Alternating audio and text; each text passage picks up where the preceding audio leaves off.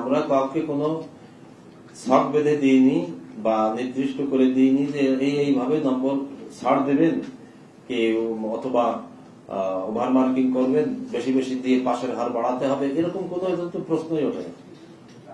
এরকম কোন আমরাও আমাদের নিজস্ব তো এরকম বোর্ডের তরফ থেকে এটি কোনো থাকার প্রয়োজনই নেই, এই ধরনের ভাবনা বা প্রয়োজনটা নেই। এবং আমাদের উপর কর্তৃপক্ষ অর্থাৎ মন্ত্রণালয় বা উপদেষ্টা মহোদয়, সচিব মহোদয় বা সরকার আমাদেরকে ওরকম কেন মানে এই সংক্রান্ত নির্দেশনা আগেই দিয়ে রেখেছেন এসএসসির সময়, যেরকম হবে যা নিয়ম সেই নিয়ম মোতাবেক চলবে।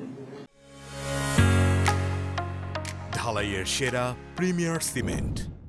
উত্তরপত্র মূল্যায়নের যে নিয়ম আছে সেগুলো আমরা স্মরণ করিয়েছি যে আপনারা জানেন, আপনারা অনেকে এখানে ট্রেনিং প্রাপ্ত কিভাবে খাতা দেখতে হয়, দীর্ঘ বছরের অভিজ্ঞতা, সেই অভিজ্ঞতায় যদি কোনো বদ অভ্যাস থেকে থাকে যে না অসামান্য লিখলে, ভুল লিখলে 1-2 দেওয়া, ওগুলো প্রয়োজন নেই। ফলে তারা আমাদের সঙ্গে একমত হয়েছেন যে সঠিক।